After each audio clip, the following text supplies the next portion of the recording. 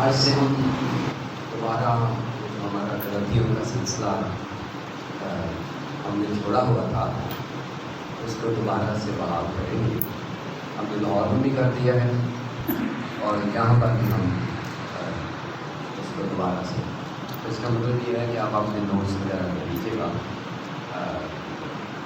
یہ جو میرے دوست ہیں میں بھائی اکرم کے پاس چھوڑ جاؤں اور قاضی صاحب کا اس کو ٹرانسلیشن کر کے آپ کو دے سکتے ہیں کیونکہ یہ زیادہ انگلش میں ہوتے ہیں تو ہم کوشش کریں گے کہ یہ چھوٹ جائیں نوٹس پڑھ کے ہم پہلے بھی کیا کریں گے کیونکہ یہ سیٹرڈے کو میں یہی کرتا ہوں. لاہور میں جو ہفتے والا دن ہوتا ہے اس میں یہی بحث ہوتا ہے جو بدھ والے دن ہم یہاں کرتے ہیں. تو اس کا مطلب ہے کہ ہم سیٹرڈے والے دن یہ بھیج سکتے ہیں. آپ کے پاس منڈے ٹیوزڈے ہوتا ہے ٹرانسلیشن کر کے آپ اس کو اپنے دوستوں کے لیے بھیج سکتے ہیں. سو یہ میں چھوڑ جاؤں گا اور آئندہ کے لیے میں یہ بھیجتا رہوں گا. آئیے بائبل کو کھولیں. یہ جو کامنٹری ہے یہ ہے غلطیوں 2 باب کے 6 سے 10 آیت تک ہے. سو یہ والی لیکن ہم پہلی 5 آیات کا بھی مطالعہ کریں گے کانٹیکسٹ کے طور پر. میں بتاؤں گا کہ پہلی 5 آیات میں کیا تھا لیکن کامنٹری جو ہے وہ ہم 6 آیت سے لے کر 10 آیت تک کریں گے. سو آئیے بائبل کو کھولیں. مقدس پولس رسول کا غلطیوں کے نام خط اس کا 2 باب پہلی 10 آیات پادری اکبر سے درخواست ہے تو وہ پڑھیں ہمارے لیے اور پھر ہم اس کی کامنٹری کریں گے. 6 سے 10 آیات تک ہم کامنٹری کریں گے اور پہلی 5 آیات ہم ایز کانٹیکسٹ کے پیچھے کیا ہے اس کو ہم دیکھیں گے. 2 باب پہلی 10 آیات ہم غلطیوں کا خط اس کا 2 باب پہلی 10 آیات.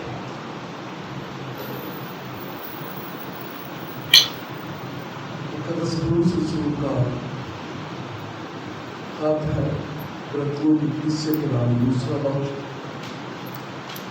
آخر 14 برس کے بعد میں برناباس کے ساتھ پھر یروشلم کو گیا اور تیتس کو بھی ساتھ لے گیا اور میرا جانا مکاشفہ کے مطابق ہوا اور جس خوشخبری کی غیر قوموں میں منادی کرتا ہوں وہ ان سے بیان کی مگر تنہائی میں ان ہی لوگوں سے جو کچھ سمجھے جاتے تھے تا ایسا نہ ہو کہ میری اس وقت کی یا اگلی دور دھوپ میں پیدا جائے.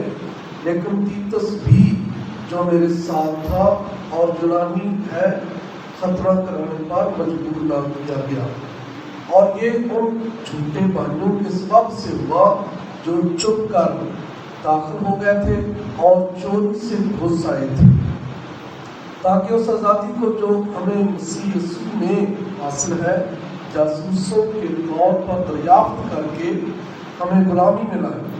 ان کے تابع رہنا ہم نے گھڑی بھر بھی منظور نہ کیا تاکہ خوشخبری کی سچائی تم میں قائم رہے. اور جو لوگ کچھ سمجھے جاتے تھے خواہ وہ کیسے ہی تھے مجھے اس سے کچھ واسطہ نہیں. خدا کسی آدمی کا طرفدار نہیں. ان سے جو کچھ سمجھے جاتے تھے مجھے کچھ حاصل نہ ہوا. لیکن برعکس اس کے جب انہوں نے یہ دیکھا کہ جس طرح مخدوموں کو خوشخبری دینے کا کام پطرس کے سپرد ہوا اسی طرح نامخدوموں کو سنانا اس کے سپرد ہوا.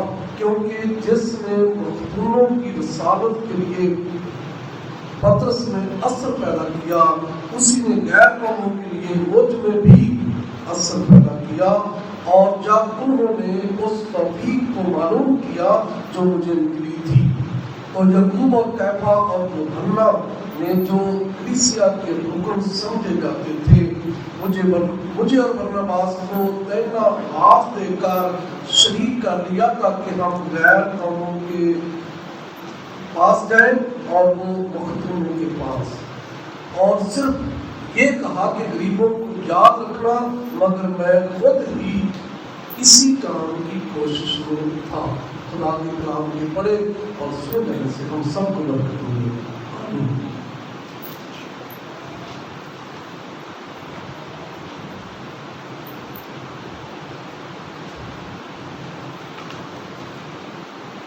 غلطیوں کا خط ہم نے شروع کیا تھا اور شاید پہلا باب ہم نے کیا تھا اور دوسرا باب آج ہم شروع کریں گے اور دوسرے باب کی جو پہلی 10 آیات ہیں 6 سے 10 تک ہم کامنٹری کریں گے اور پہلی 5 آیات کو ہم بطور متن کے طور پر اس کا مطالعہ کریں گے. تھوڑا ریویژن کے لیے کہ یہ جو غلطیہ کا صوبہ ہے یہ ایک شہر کا نام نہیں ہے، نہ ہی کسی شخص کا نام ہے. یہ رومی صوبہ ہے. جب خداوند یسوع مسیح اپنی زمینی میں منسٹری کر رہے تھے اور پولس رسول خطوط لکھ رہے تھے تو یہ جو غلطیہ ہے ایک صوبہ ہے. خداوند یسوع مسیح سے 300 سال یعنی 300 سال قبل از مسیح یورپ کی جب آبادی بڑھنا شروع ہو گئی تھی تو فرانس سے ایک قبیلہ مڈل ایسٹ میں آیا تھا ترکی کے قریب. جس علاقے میں وہ آ کے انہوں نے ڈیرے ڈالے تھے اس قوم کی وجہ سے، اس گال کے لوگوں کی وجہ سے اس کو گال کے لوگوں کے رہنے کی جگہ یعنی غلطیہ سے منسوب کیا گیا. اور جب خداوند یسوع مسیح آئے تو اس جغرافیائی جگہ کو یہ اہمیت حاصل تھی کہ یہ 2 حصوں میں تقسیم ہو چکا تھا. یعنی ایک اس کا جغرافیائی پس منظر تھا، ایک اس کا ایڈیشنل جغرافیہ تھا. شمال کی سطح پر یہ جو غلطیہ کا اب صوبہ ہے خداوند یسوع مسیح کے دور میں، اس کے شمالی حصے میں تو گال کے قوم کے لوگ ہی رہتے ہیں، لیکن جنوبی حصہ میں کچھ رومی شہروں کو ایڈ کر دیا گیا تھا. اور جنوبی حصے میں لسترا، دربے، اقلیم، یہ شہر جو نیچے پولس رسول نے بیان کیے ہیں جو اعمال 13 اور 14 ابواب میں جن کا ذکر ہے، کیونکہ اس کلیسیا کو پہلے مشنری سفر میں پولس رسول نے قائم کیا تھا. اور یہ جو جنوبی والا حصہ ہے جو یہودی علاقہ تھا، یہ جو گال والا علاقہ ہے یہ شمالی علاقہ تھا جس میں یہ یہودی نہیں تھے، غیر یہودی تھے. لیکن یہ خطوط جو ہیں یہ جنوبی حصے کو لکھے گئے. اس لیے اگر آپ اس کی تیسری آیت دیکھیں، دوسری آیت تیسری آیت پہلے باب کی، تو وہاں کلیسیا نہیں لکھا، لکھا ہے کہ غلطیہ کی کلیسیاؤں کے نام، یعنی ایک کلیسیا نہیں. یعنی وہاں دربے ہے، لسترا ہے، اقلیم ہے اور بہت ساری کلیسیاں شہر ہیں جن کو یہ بیان کیا گیا تھا. سو یہ جو جنوبی علاقہ ہے غلطیہ کا، یہ ان کلیسیاؤں کو لکھا گیا تھا، اس وقت کی ان کلیسیاؤں کو. لیکن اس کے بعد یہ پوری دنیا میں خط مشہور ہوا ایک وجہ سے، وہ بھی دیکھتے ہیں کون سی ہے. اب مزید اس کو دیکھیں کہ جب خداوند یسوع مسیح اس جنوبی حصے میں انٹروڈیوس ہوئے، مقدس پولس رسول نے خداوند یسوع مسیح کا تعارف کرایا تو انہوں نے ایک نعرہ لگایا کہ میرے پاس جو انجیل ہے اس کا نام ہے فضل کی انجیل، The Gospel of Grace. انہوں نے کہا کہ میرے پاس جو انجیل ہے وہ ہے Gospel of Grace. اس سے پہلے جو ان یہودیوں کے پاس انجیل تھی، جو نجات حاصل کرنے کے لیے جو طریقہ تھا وہ شریعت تھی، وہ شریعت تھی. اور شریعت جو ہے وہ اتنی بھاری تھی، اتنی بھرکم تھی، اتنی زیادہ تھی کہ اس پر کوئی بھی انسان عمل کر کے نہیں بچ سکتا تھا.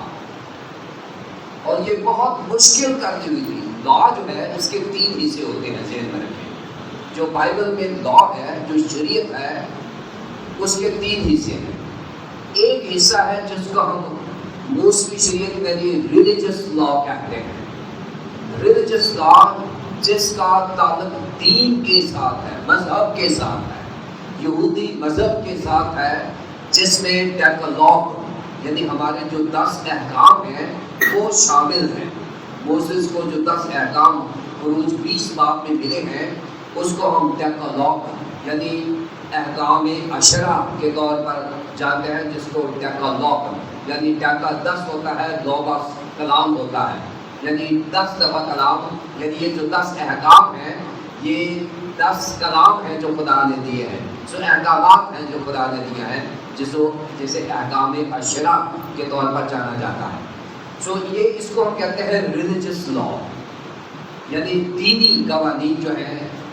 یہ ہم بچوں کو بھی یاد کرواتے ہیں.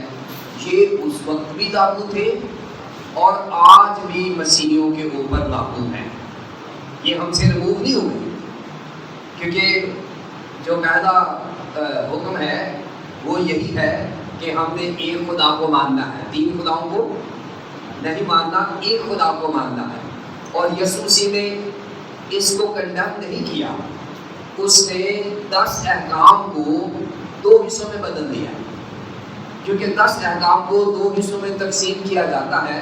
جو پہلے 4 ہیں وہ خدا سے متعلق ہیں، اور پھر 5ویں سے لے کر 10ویں تک جو 6 احکام ہیں وہ حقوق العباد ہیں، یعنی وہ انسانوں سے متعلق ہیں. یعنی پہلے جو 4 قوانین ہیں، جو احکام ہیں، ان کا تعلق خدا کے ساتھ ہے، اور جو 5 سے لے کر 10 تک یہ 6 احکام ہیں، ان کا تعلق براہ راست انسان کے ساتھ ہے. اب خداوند یسوع مسیح نے ان 10 کو جوڑ کے 2 کا خلاصہ بنا دیا ہے، اور خداوند یسوع مسیح نے کہا ہے کہ سب سے بڑا حکم یہ ہے کہ تو خداوند اپنے خدا کو اپنے سارے دل، اپنی ساری جان، اپنی ساری عقل اور اپنی ساری طاقت سے محبت رکھ. لکھا ہے اس سے بڑا حکم نہیں. اور دوسرا اس کی عبادت یہ ہے کہ تو اپنے پڑوسی کو اپنے مانند محبت رکھ، اور خداوند یسوع کا ان سے بڑا اور کوئی حکم نہیں. یعنی جو پہلا حکم ہے اس میں 4 احکام سمو دیے ہیں، اور جو دوسرا حکم ہے یسوع مسیح نے اس میں 6 احکام سمو دیے ہیں. ان کا تعلق نیبر کے ساتھ ہے. پہلا جو ہے اس کا تعلق خدا کے ساتھ ہے، اور جو دوسرے احکام ہیں ان کا تعلق نیبر کے ساتھ یعنی پڑوسی کے ساتھ ہے. تو خون نہ کر، تو زنا نہ کر، تو گواہی نہ دے، تو یہ کر وہ کر. یہ سارے کے سارے جو انسان ہیں ان کا تعلق 6 قوانین کے ساتھ ہے. سو خداوند یسوع مسیح نے ان کے بارے میں کہا ہے کہ میں شریعت کو منسوخ کرنے نہیں آیا بلکہ پورا کرنے. اور یسوع مسیح نے 10 احکام پر عمل کیا ہے. آپ کا کوئی سوال ہوگا تو ضرور پوچھیے گا. مجھے لگ رہا ہے کہ آپ کے پاس یہ سوال ہوگا. آخر میں آپ چوتھے پر سوال کریں گے، میں سنوں گا سوال آپ کا. ٹھیک ہے، جو بھی سوال ہوگا میں سنوں گا. دیکھیں خداوند یسوع مسیح نے 10 احکام کو منسوخ نہیں کیا بلکہ پورا کیا ہے. جب پورا کیا ہے تو اس کے بعد پھر اور قوانین آئے جن کو ہم یہودی رسم و رواج کہتے ہیں. یہودی رسم و رواج جو ہیں یہ جو فقیہ فریسی ہیں یہ خدا نے نہیں دیے. ذہن میں رکھیں، یہودیوں کے رسم و رواج جو ہیں یہ خدا نے نہیں دیے. یہ فقیہوں اور فریسیوں نے اپنے رسم و رواج شامل کر کے ان کو شرعی شکل دے دی ہے، اور اس شرعی شکل کو انہوں نے کہا کہ یہ بھی مانو، یہودی رسم و رواج بھی مانو. اور وہ مانتے تھے، اور 613 قوانین بنا دیے کہ جی سارے یہودی جو ہیں وہ 613 قوانین کو مانو. اور اس میں بہت سارے جو قوانین ہیں وہ ہماری طاقت سے باہر ہیں، یعنی وہ نہیں ہم کر سکتے. پھر جو تیسری قسم کی لا ہے وہ ہے سول لا. سول لا ہوتا ہے جس کو ہم لا آف لینڈ کہتے ہیں. سو 3 قسم کا لا ہے: ریلیجس لا، سول لا یعنی ہمارے اوپر گورنمنٹ کا جو قانون ہے یہ سول لا ہے. اور اس کا یہ مطلب نہیں ہے کہ خداوند یسوع مسیح نے ہمارے اوپر سے لا کو ہٹا دیا ہے تو ہم کہیں جی نہیں جی ہم تو کسی قانون کو نہیں مانتے. ہمیں پاکستان کے قوانین کو ماننا ہوگا کیونکہ سول لا ہے.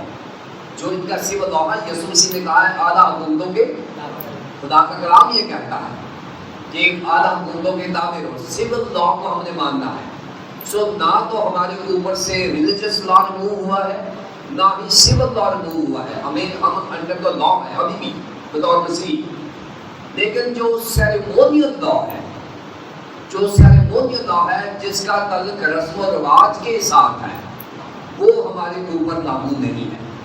سیریمونیل لا ہمارے اوپر بوجھ تھا، سول لا ہمارے اوپر بوجھ نہیں ہے. اب دیکھیں اشارے پر کھڑا ہونا وہ بوجھ ہے، یہ میرے لیے ہے، میری جان کی حفاظت کے لیے سول لا بنایا گیا. سو اگر کہا گیا جی چوری نہیں کرنا، جو چوری کرے گا اس کے ساتھ سزا ملے گی، تو یہ میرے لیے بنایا گیا، میرے پروٹیکشن کے لیے بنایا گیا. ایکسیڈنٹ سے بچنے کے لیے ہمیں کہا کہ آپ بائیں چلیں، اپنے لین میں چلیں، لائن اور لین کا خیال رکھیں، یہ ہمارے لیے بنایا گیا ہے. اور ہمیں اس لا کو ماننا ہے.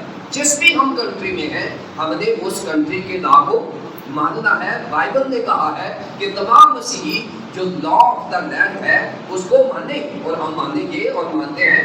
اور میں آپ کو بتاؤں، کوئی مانے نہ مانے ہم ضرور مانیں گے. کوئی لا آف لینڈ کو مانے نہ مانے ہم ضرور مانیں گے. کیونکہ میں کئی دفعہ دیکھتا ہوں کہ اگر میں ریڈ سگنل پہ کھڑا ہو جاؤں تو پیچھے سے جو بے چین لوگ ہوتے ہیں وہ ہارن دیتے ہیں، سڑک خالی ہے جی آپ چلیں، تو اس وقت میں نہیں چلتا، میں جان کے کھڑا رہتا ہوں. یہ نہیں کہ میں جان کے کھڑا میں اس کو بھی نہیں کرتا، میں ابھی کرتا ہوں، لیکن اس وقت تو میں اور ہی کھڑا رہتا ہوں. کیوں کہ ہم نے سکھانا ہے لوگوں کو کہ we are the people who against the law. ہم مسیحی ہیں جو پاکستان کے لا کی رسپیکٹ کرتے ہیں، ہم غلط کام نہیں کرتے، اور ہمیں ایسا ہی گواہی دینا ہے. یہ ہماری گواہی ہے. جو سول لا کو مانتا ہے وہی گواہ ہے دنیا کے سامنے. سو ہمیں ہر طرح سے سول لا کو اوبے کرنا. سیریمونیل لا کا ہمارے اوپر کوئی اختیار نہیں ہے. یہ جو رسم و رواج ہیں ہمارے اوپر، اس کا کوئی ہمارے اوپر سے اطلاق نہیں. یسوع مسیح نے کہا ہے کہ میں ریلیجس لا کو منسوخ کرنے نہیں آیا بلکہ میں پورا کرنے آیا ہوں. لیکن سیریمونیل لا کا اطلاق ہمارے اوپر نہیں ہوتا. اور یہ جو لوگ تھے یہ ریلیجس لا کے نیچے تو تھے، لیکن اس کے اوپر یہ جو غلطیہ کی کلیسیائیں ہیں ان کے اوپر جو لا تھا وہ سیریمونیل لا تھا. اور سیریمونیل لا والوں کو یسوع مسیح نے دعوت دی ہے، اے بوجھ محنت سے اٹھانے والوں اور بوجھ سے دبے ہوئے لوگوں میرے پاس آؤ. میں نے بتایا تھا کہ جو محنت اٹھانے والے وہ لوگ ہیں جو خدا کو ڈھونڈنے کے لیے محنت کر رہے ہیں. یہ دو طبقے ہیں جن کو بلایا یسوع مسیح نے. دعوت عظیم ہے، یہ دنیا کی سب سے بڑی دعوت ہے جو یسوع مسیح نے دی ہے. اس سے بڑی کوئی دعوت نہیں. کون سی دعوت؟ دو لوگ. پہلے وہ لوگ جو محنت اٹھانے والے ہیں. محنت اٹھانے والوں کو اگر آپ اوریجنل زبان میں دیکھیں تو یہ وہ لوگ ہیں جو اپنی کوشش سے خدا کو ڈھونڈ رہے ہیں. وہ اپنی مدد آپ کے تحت خدا کو ڈھونڈ رہے ہیں. وہ چلے کرتے ہیں، وہ بھوک کاٹتے ہیں، روزے رکھتے ہیں، اپنے آپ کو مارتے اور پیٹتے ہیں، وہ اپنے مذہب کے لیے کیا کیا کرتے ہیں. بہت سارے مسیحی بھی قبروں مزاروں پہ جاتے ہیں، خدا کو ڈھونڈنے جاتے ہیں. اس نے کہا ہے کہ یہ محنت نہ اٹھاؤ، آپ میرے پاس آؤ، میں تمہیں آرام دوں گا، یہاں سے تمہیں آرام نہیں ملے گا. اس نے کہا کہ خدا کو ڈھونڈنا ہے تو میرے پاس آؤ، میں تمہیں آرام دوں گا جو آپ کو آرام چاہیے ہے. اور یہ جو بوجھ سے دبے ہوئے لوگ ہیں یہ وہ لوگ ہیں جن کے اوپر 613 قوانین لگے ہوئے تھے. یہ بوجھ تھا ان کے اوپر. جو 613 قوانین کی وجہ سے ان کی کمر جھکی ہوئی تھی. اور خداوند یسوع مسیح نے کہا آپ صرف خداوند یسوع مسیح کو اپنا نجات دہندہ مان لو، آپ یہ 613 قوانین سے آزاد ہو جاؤ گے. اور جب یہ والا پیغام ملا غلطیوں کی کلیسیاؤں کو تو چوکدار جو لوگ ہیں وہ خداوند کے پاس آنے لگے. پولس نے سمجھا دیا، جیسے میں نے سمجھانے کی کوشش کی ہے. پولس نے سمجھا دیا لوگوں کو، اور لوگوں کو سمجھ آ گئی کہ ایک بندہ جو ہے وہ شام تک کام کرتا ہے، اینٹیں اٹھاتا ہے اور شام کو 1200 دیتا ہے، اور ایک بندہ فضل کے نیچے آتا ہے شام کو 6 بجے بغیر کام کیے وہ لے جاتا ہے. تو یہ گاسپل آف گریس ہے، خدا کا فضل ہے کہ وہ ہمیں کھانا دیتا ہے، وہ ہمیں ہر چیز دیتا ہے. اور جب گاسپل آف گریس آ گئی کہ خداوند یسوع مسیح کو اپنا نجات دہندہ مان دو، آپ کی محنت بھی ختم ہو جائے گی، آپ کی مشقت بھی ختم ہو جائے گی، آپ کا بوجھ بھی وہ خود اٹھائے گا، وہ خود اٹھائے گا۔ اس نے کہا ہے کہ میرا جوا دو، میرا جوا بہت ہلکا ہے اور میرا جوا غالب ہے۔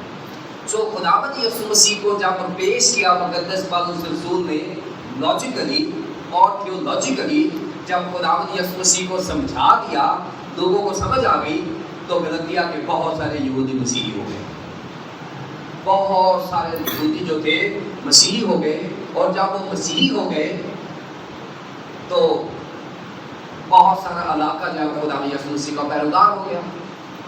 پالوس رسول نے کلیسیاں قائم کی اور وہ آگے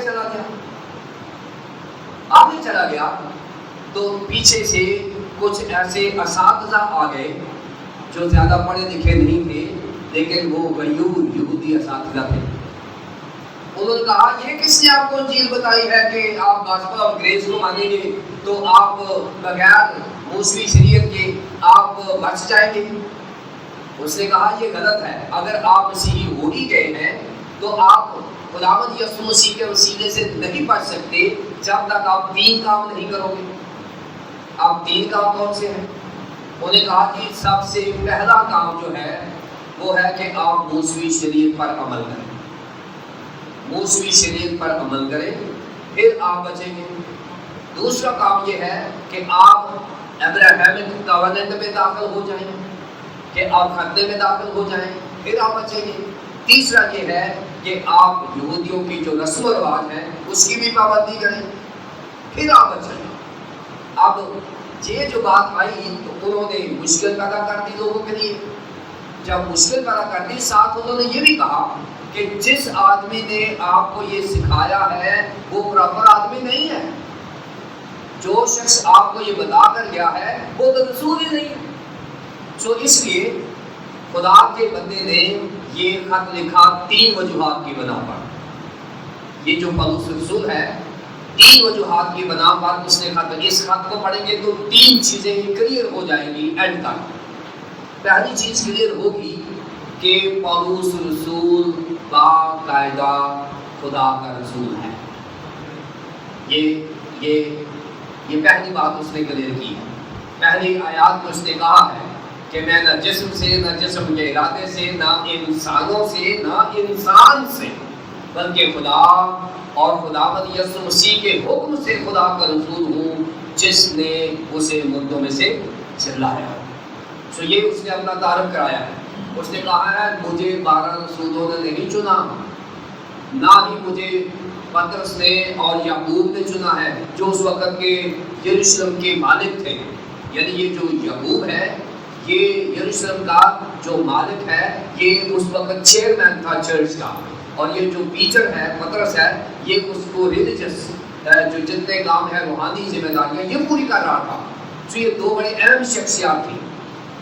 اب پالوس کہہ رہا ہے کہ جو بھی رسول چنا جاتا ہے زیادہ تر یا تو 12 رسول ہاتھ رکھتے ہیں، جیسے متیہ رسول کو چنا جو 12واں شاگرد یہودا کی جگہ چنا گیا تھا اسکریوتی کی وجہ سے، یا اتھارٹی کیا تھی پترس اور یعقوب یہ بڑے لیڈر تھے، پلرز ان کو کہا گیا ہے اس میں 9ویں آیت میں پلر ان کو ستون کہا گیا ہے۔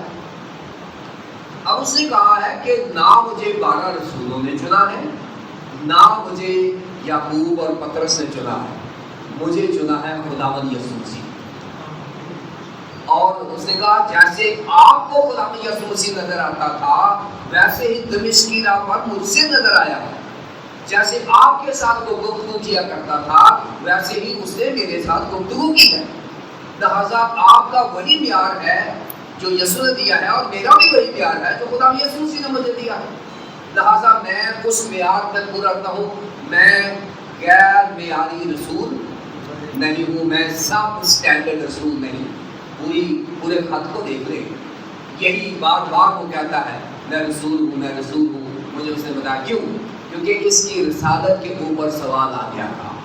لوگوں نے کہا تھا یہ صحیح رسول نہیں ہے، یہ 12 رسولوں کے معیار کو پورا نہیں کرتا۔ اس نے کہا تھا میں پورا کرتا ہوں۔ اس نے کیا، پہلی بات یہ۔ دوسری بات پہلے اس نے اپنی اپوسلشپ کو ٹو سیو ہز اپوسلشپ کہ اپنی رسالت کو بچانے کے لیے اس نے یہ غلطیوں کا خط لکھا ہے. دوسری بات، یہ جو انجیل کو ڈسٹارٹ کرتے تھے، جو ڈسٹارشن کرتے تھے، انجیل میں ملاوٹ کرتے تھے، ان کے خلاف لکھا گیا ہے کہ ان کے خلاف انجیل جو ہے یہ کہتے تھے کہ یہ گاسپل آف گریس جو ہے یہ اسٹینڈرڈ گاسپل نہیں ہے، یہ جو دوسری گاسپل ہے وہ اسٹینڈرڈ گاسپل ہے. جو خداوند کے بندہ نے کہا ہے کہ انجیل جو میں نے سنائی ہے، ایک جگہ پہ وہ کہہ رہا ہے کہ اس کے علاوہ اگر کوئی آسمان کا فرشتہ بھی آ کر یہ خبر سنائے گا تو میں بھی سناؤں جو انجیل سنائی گئی یسوع مسیح نے، تو ہم اس کا یقین، بلکہ سخت کلمات کہے گئے ہیں، وہ مناؤں ٹھہرے گا. سو انجیل جو یسوع مسیح کی ہے، اس کے علاوہ میں اور آپ خدا نہ کرے کہ کوئی اور انجیل سنائیں تو خداوند کا کلام اس پر لعنت بھیجتا ہے جو خداوند یسوع مسیح کے خلاف انجیل سناتا ہے. یہ میں نہیں کہہ رہا، بائبل مقدس میں لکھا ہے کہ وہ ملعون ہو جو اس انجیل کے علاوہ کوئی انجیل سنائے. سو آپ دیکھیں کہ پہلی بات، اس نے غلطیوں کے خط کو اس لیے لکھا ہے کہ اپنی رسالت کو سیو کرے. نمبر 2 پہ اس نے انجیل مقدس کو سیو کیا ہے، انجیل کے پیغام کو سیو کیا ہے، اور یہ پورا خط جو ہے انجیل کے تحفظ کی ضمانت ہے. اگر آپ سمجھتے ہیں کہ انجیل میں کوئی گڑبڑ ہے تو غلطیوں کا خط پڑھنا شروع کر دیں، آپ کی انجیل کلیئر ہو جائے گی، آپ کی گاسپل کلیئر ہو جائے گی. سو اس لیے پہلی بات خط کیوں لکھا؟ اپنی رسالت کو بچانے کے لیے. نمبر 2 لکھا انجیل کو بچانے کے لیے، اس کے تحفظ کے لیے جو میری اور آپ کی ذمہ داری ہے. نمبر 3، اس نے چرچ کو بچانے کے لیے بھی یہ خط لکھا ہے، کیونکہ کلیسیاؤں میں لوگ دوبارہ بیک سلائڈنگ کرنے لگے تھے، وہ منحرف ہو رہے تھے ایمان سے، وہ مسیحی ایمان سے دوبارہ سے وہ مسیحیانی جیوس میں جا رہے تھے. وہ کہہ رہے تھے کہ نہیں، وہ ہمارے اساتذہ ٹھیک کہتے ہیں، استاد ہمیں ٹھیک کہہ رہے ہیں کہ ہمیں موسوی شریعت پر عمل کرنا ہے، ہمیں اپنے اعمال کو بھی ٹھیک کرنا ہے، ہمیں سیریمونیل لا کو بھی ماننا ہے، اور ہم نے ختمہ بھی کروانا ہے. یہ ساری ایک جگہ پر تو یسوع مسیح کے بندہ پولس رسول نے کہا ہے، اور کٹوانے والوں سے خبردار رہو. اسی خط میں جانے کا، اور کٹوانے والوں سے خبردار رہو. یہاں پر بھی ختنے کے خلاف بتایا گیا ہے کہ ختنہ کوئی چیز نہیں ہے. اسی خط میں تیسرے باب میں لکھا ہے کہ خداوند یسوع مسیح کے نزدیک تیسرے باب کے 28ویں آیت میں نہ کوئی ختنہ رہا، نہ کوئی نامخدون، نہ کوئی مرد رہا، نہ عورت، نہ آقا، نہ غلام، خداوند یسوع مسیح میں سب کے سب برابر. تو یہ پیغام پولس رسول نے دیا ہے. پولس رسول نے بہت بڑا احسان کیا ہے ہمارے اوپر یہ خط لکھ کے. اس نے چرچ کو ریفارم کر دیا ہے. اور میں بتاؤں، اگر غلطیوں کا خط نہ لکھا جاتا، خدا نہ کرے ایسا ہوتا، اگر غلطیوں کا خط نہ لکھا جاتا تو مسیحی مذہب یہودیوں کا ایک فرقہ ہوتا، مسیحی مذہب نہ ہوتا. کیونکہ اس کو یہودیوں سے نکال کر علیحدہ اسٹیبلش کرنے میں اس خط کا بڑا کمال ہے. مسیحیوں کو اپنی شناخت دینے میں اس کا بڑا کمال ہے. اس نے کہا کوئی ختنہ نہیں ہے، یہ ختنہ یہودیوں تک محدود ہے. مسیحیوں میں کوئی شریعت نہیں عمل کرتے ہی، مسیحیوں کی شریعت ہمارا زندہ خداوند ہے، اس کے بعد ہماری کوئی شریعت نہیں ہے. دیکھیں جو غلام ہوتا ہے نا، یعقوب یسوع مسیح کا بھائی تھا، کہ میں بتا دوں، اس کا بھائی کو کہتا ہے میں خدا اور خداوند یسوع مسیح کا بندہ. اور بندہ جس لفظ کا ترجمہ ہوا ہے یونانی زبان میں وہ ڈولوس ہے. ڈولوس کا ترجمہ بندہ نہیں ہے. یہ بندہ اس لیے ہے کہ اس وقت غلام لوگ چاہ رہے تھے کہ غلاموں کو زیادہ کیا جائے، بڑی غلامی کا تصور تھا اور بائبل میں غلامی کے تصور کو ریجیکٹ کیا گیا، لیکن یہاں پر اس نے اپنے آپ کو غلام کہا ہے، جو یونانی زبان میں ہے وہ غلام ہے۔ وہ کہتا ہے کہ میں خدا اور اپنے بھائی خداوند یسوع مسیح کا غلام ہوں، اور غلام جو ہوتا ہے ذہن میں رکھے، غلام کے اوپر کوئی شریعت لاگو نہیں ہے۔ جو اس وقت کے غلام تھے ان کی شریعت ان کا مالک ہوتا تھا۔ اب ہم سب یسوع مسیح کے غلام ہیں اور ہمارا مالک یسوع مسیح ہے، ہماری شریعت ہمارے یسوع مسیح کا حکم ہے، اس سے بعد ہمارا کوئی حکم نہیں ہے۔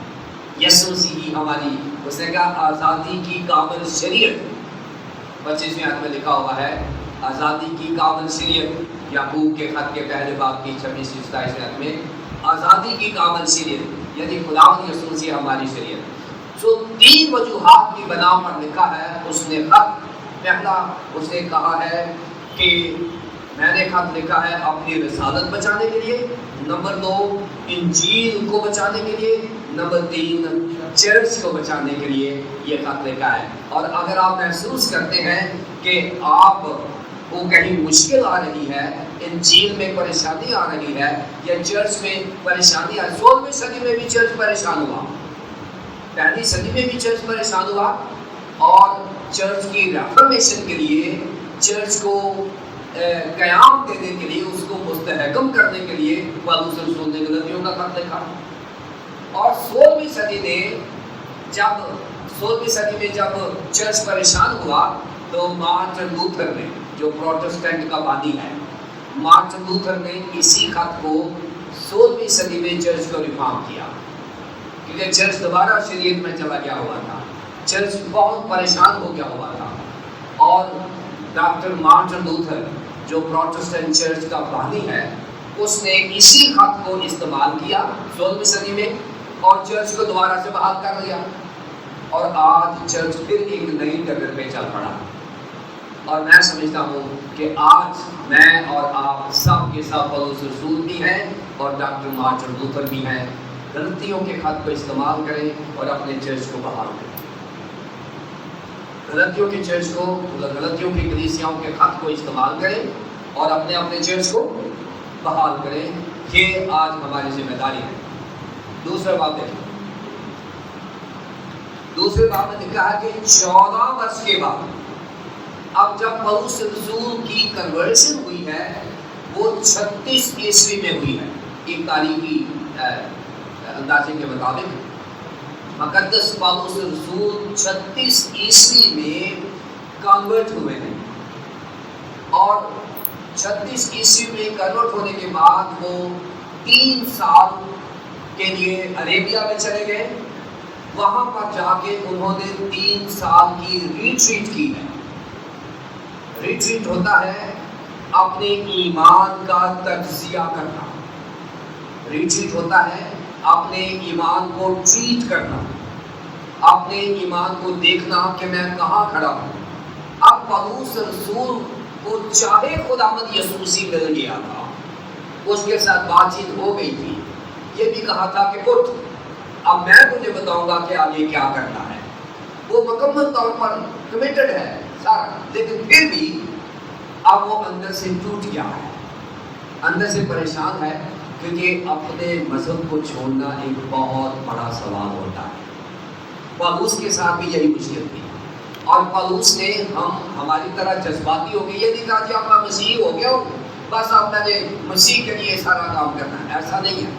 پالوس رسول نے مسیحی ایمان کو پرکھا ہے، اس نے تولا ہے، پھر اس نے توریت اور انبیاء کے صحیفوں کا مطالعہ کیا ہے کہ یہ جو یسوع مسیح سے متعلق توریت اور انبیاء کے صحیفوں اور زبور میں جو لکھا ہے، اس نے 3 سال خوب مطالعہ کیا ہے اور خداوند یسوع مسیح کو اچھی طرح سمجھا ہے، اور جب اس کو سمجھ آ گئی ہے پھر اس نے سمجھانے کی کوشش کی ہے اور اچھی طرح سمجھایا ہے، اور آج پوری دنیا پالوس رسول کی اپوسٹلشپ کو مانتی ہے، پوری دنیا۔ دیکھیں 12 رسولوں نے کام نہیں کیا، اس میں کوئی شک نہیں ہے، لیکن 12 رسول اعمال پہلے 12 باب میں ختم ہو جاتے ہیں۔ جو آپ کے 12 رسول ہیں وہ اعمال کے پہلے 12 باب میں ختم ہو جاتے ہیں، 13ویں باب میں یہ خدا کا بندہ اٹھتا ہے اور پھر ساری بائبل پر چھا گیا۔ اس کے بعد پلوس ہی پلوس نظر آتا ہے۔ کیوں؟ اس لیے کہ اس نے ایمان کو سمجھا ہے، ایمان کو سمجھا۔ اور آج میں اسی بات پر زور دیتا ہوں اپنے خادم بھائیوں کو جو خدمت کر رہے ہیں، چاہے آپ کو خدا نے بلا لیا ہے، پلوس کو بلا لیا تھا خدا یسوع مسیح نے، پکڑ لیا تھا اس نے کہا، لیکن اس کے باوجود اس نے خداوند یسوع مسیح سے متعلق انبیاء کے صحیفوں میں، توریت میں، زبور میں، تنخ میں سمجھا، اور جب تک اس کو خداوند یسوع مسیح کی سمجھ نہیں آئی اس نے کلیسیاؤں کو سمجھانا شروع نہیں کیا۔ 3 سال کے بعد جب وہ میچور ہو گیا اس نے سیلف سمندری کی ہے، خود ہی سمندری، خدا کے پاک روح میں اس نے سمندری کی ہے، کیونکہ وہ اتنا بڑا اسکالر تھا، یہودی اسکالر تھا کہ جو استاد اس نے بتایا ہے کہ میں نے گملیل کے قدموں میں بیٹھ کے تعلیم حاصل کی ہے، یہ بھی بڑی بات ہے کہ اس نے اپنے استاد کا بھی ذکر کر دیا ہے، کیونکہ اچھے شاگرد اپنے استاد کا ذکر ضرور کرتے ہیں، کیونکہ چیٹنگ ہوتی ہے کہ آپ استاد کو استعمال کرتے رہے اس کا ذکر نہ کریں۔ ہم ایسے ہی کرتے ہیں، تو میں جب اپنے استاد کی بات کرتا ہوں تو میں نام بتاتا ہوں کہ یہ چیز میں نے قرآن سے سیکھی ہوئی ہے۔ تو اس میں ہوتا ہے کہ پلیجرزم نہیں ہوتا، کہ وہ جو میرا علم نہیں ہے وہ میرا علم نہیں ہے، وہ میرے استاد کا علم ہے۔ اور یہاں پولس رسول نے ایک مورل لیسن دے دیا، ایک اخلاقیات ڈیولپ کر دی ہے کہ آپ نے اگر کسی سے سیکھا ہے تو ضرور اس کا نام لیں، اور پھر اس کے نام کی وجہ سے آپ کو بھی لوگ مانیں گے، لیکن اس کا یہ مطلب نہیں ہے کہ آپ اپنے استاد کو خدا بنا لیں، ایسا نہیں ہے۔ آپ کا استاد آپ کا گائیڈ ہو سکتا ہے، آپ کا مینٹور ہو سکتا ہے، آپ کا رہنما ہو سکتا ہے، لیکن آپ اس کو اتنا نہ پرسیو کریں کہ وہ آپ کا خدا بن جائے، ایسا نہیں ہے۔ وہ بھی شاگرد ہے، بیسیکلی وہ بھی شاگرد ہے۔ سو یہاں پر پولس رسول جو ہے 3 سال اس نے پاک روح کے قدموں میں بیٹھ کر مسیحیت سیکھی، شریعت اس نے سیکھی ہے گملیل کے قدموں میں بیٹھ کر، مسیحیت اس نے سیکھی ہے روح القدس کے قدموں میں بیٹھ کر۔ اور جب اس کو سمجھ آ گئی ہے 3 سال تک وہ سمجھتا رہا، اور میں نے بتایا ہے کہ ہماری ذمہ داری، پہلی ذمہ داری سمجھانا نہیں ہے، پہلی ذمہ داری سمجھنا ہے۔ جو پولس رسول نے سمجھا ہے، اور جب پولس رسول نے سمجھا ہے تو پھر جب اس کو سمجھ آ گئی ہے تو وہ پیٹر کو ملنے یروشلم گیا ہے۔ یہ اس کا پہلا وزٹ ہے کنورژن کے بعد۔ اب ادھر ادھر سے لوگوں کو خبریں موجود ہیں، یروشلم میں خبریں موجود ہیں کہ ایک بندہ جو کلیسیاؤں کو ستایا کرتا تھا آج کلیسیائیں بنایا کرتا، تو یہ خبر وہاں پہنچی ہوئی ہے، لہذا اب خوف نہیں ہے لوگوں کو اس کا، کیونکہ 3 سال ہو گئے ہیں۔ انطاکیہ میں اس نے کلیسیا قائم کر دی ہوئی ہے جو اس کا ہوم لینڈ تھا، جس میں وہ رہا کرتا تھا، اور یہ یروشلم میں اپنے بھائیوں کے پاس گیا ہے کہ میں جا کے ان کے ساتھ دیکھوں۔ وہاں یہ 15 روز رہا ہے اور وہاں پترس اور یعقوب کے علاوہ کسی کو نہیں ملا۔ دیگر لوگ جو اپنے اپنے کام کو گئے ہوئے ہیں، یہ صرف ایک آفیشیل میٹنگ کرنے گیا ہے کہ میں بینڈ کے ساتھ، اپوسٹولک جو بینڈ ہے ان کے ساتھ میٹنگ کر کے آؤں تاکہ میں دیکھوں کہ کیا ہے، اور سارا ماحول اس نے دیکھا اور یہ واپس آ گیا، یہ واپس آ گیا، اور پھر یہ 10-11 سال دوبارہ اپنا کام کرتا رہا۔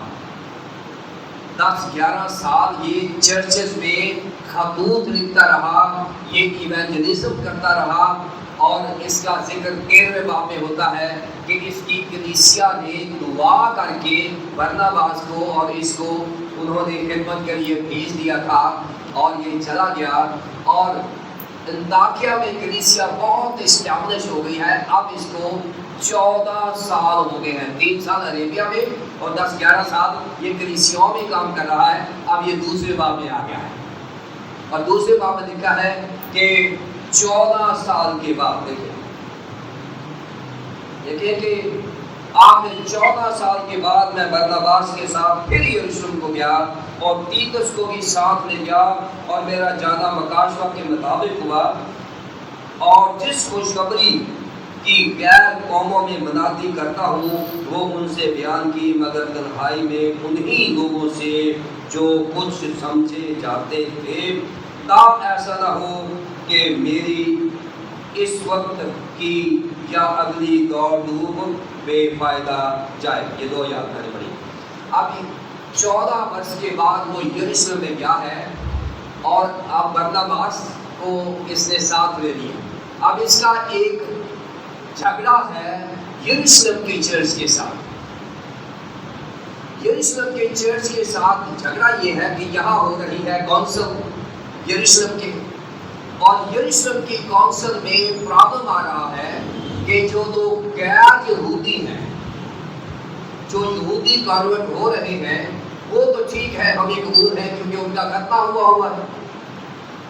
اب یہ جو غیر یہودی مسیحی ہو رہے ہیں، پرابلم یہ ہے کہ یروشلم کا چرچ یا گلاطیہ کا چرچ یہ کہہ رہا ہے کہ جو بھی غیر قوم سے مسیحی ہوگا وہ 3 باتوں پر معیار پر پورا اترے گا تو پھر وہ مسیحی ہوگا، ادروائز وہ چرچ کا ممبر نہیں بن سکتا.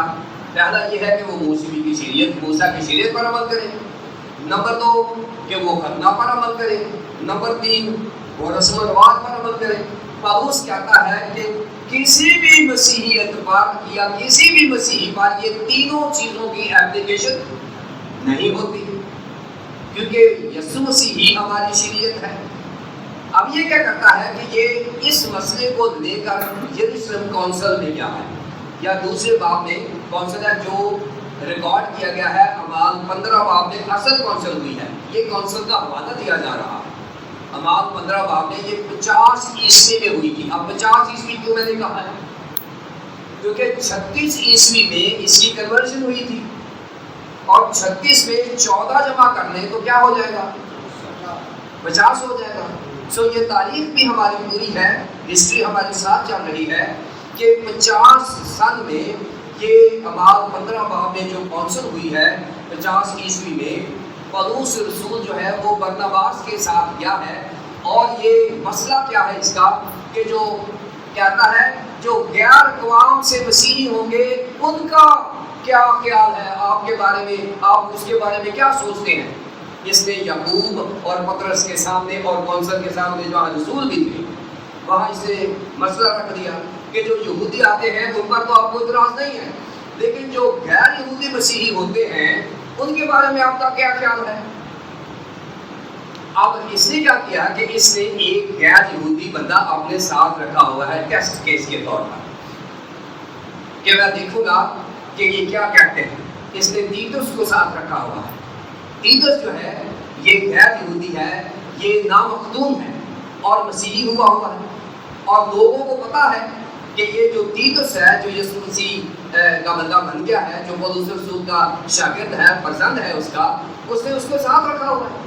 اس نے کہا جی یہ غیر یہودی مسیحی ہے جو ہمارے درمیان میں آ گیا ہے، جو آپ کا غیر جو یہودی مسیحی بنے گے اس کے بارے میں چرچ لیڈرز کا کیا خیال ہے. اب پولس رسول بات کرنے میں خوش تقریر تھا، نالج وائز یہ سب سے زیادہ ڈومینیٹڈ تھا، ایمان میں یہ منجا ہوا تھا، تھیالوجی میں یہ بابا تھا. سو یہ ساری چیزیں کور کر رہا تھا اور اس نے ساروں کو کنونس کر لیا کہ خداوند یسوع مسیح کے پاس آنے کے لیے کسی شریعت کی ضرورت نہیں ہے. اس نے کنونس کر دیا سب کو، اور جب کنونس کر لیا تو یہاں پر تیتس کو انہوں نے قبول کیا. پولس رسول نے تیتس کو قبول کیا. اور یہاں پر آگے 6 آیت دیکھیں، جب کونسل بھی ہو رہی ہے، کونسل میں ایشوز آ رہے ہیں. 4 آیت میں دیکھیں کیا لکھا ہوا ہے. دیکھا کہ جو لوگ سمجھے جاتے تھے میں نے ان سے بات کی کہ یہ لوگ ہیں اور یہ ان جھوٹے بھائیوں کے سبب سے ہوا جو چھپ کر داخل ہو گئے تھے اور چوری سے گھس آئے تھے، تاکہ اس آزادی کو جو ہمیں مسیح یسوع میں حاصل ہے جاسوسوں کی طرح دریافت کر کے ہمیں غلامی میں لائیں۔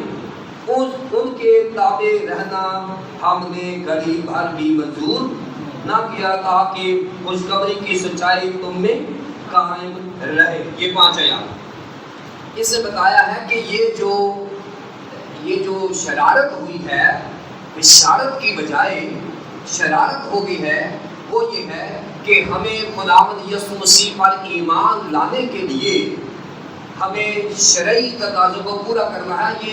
یہ شرارت ہے، بشارت نہیں ہے۔ بشارت ایک ہی ہے کہ یسوع مسیح ہمارا نجات دہندہ ہے، اس سے بڑی اور کوئی بشارت نہیں ہے۔ اب اگر ہم بشارت نہیں کرتے تو پھر وہ شرارت کے زمرے میں آ جائے گا۔ سو لازمی ہے کہ ہم بشارت کی طرف ہی رہیں، کیونکہ اگر ہم بشارت ٹھیک نہیں کر رہے تو کئی دفعہ آپ جانتے ہیں کہ وہ کوئی نہ کوئی شرارت کر دیتا ہے اور بنی بنائی کنونشن خراب ہو جاتی ہے۔ میں نے کئی دفعہ دیکھا ہے کوئی ایک بندہ بشارت نہیں کرنے دیتا، بشارت کر دیتا ہے، اور شرارت نہیں بشارت۔ سو ہم نے بشارت کرنی ہے، کیونکہ ہم نے دیکھا ہے وہ بھیڑیوں کے روپ میں آ گئے ہیں، وہ چھپ کر آ گئے ہیں، جاسوسوں کی طرح آ گئے ہیں جو ہمیں بشارت کی بجائے شرارت کر رہے ہیں اور ہمیں خداوند یسوع مسیح کی انجیل سے دور لے کے جا رہے ہیں۔ آپ دیکھیے 6 آیت جو آج ہم نے دیکھنی ہے۔ 6 آیت میں خاص طور پر مقدس پولس رسول کی رسالت کو مانا گیا ہے۔ 6 آیت سے لے کر 10 آیت تک جو مضمون ہے وہ ہے ہمارا رسالت اور بشارت۔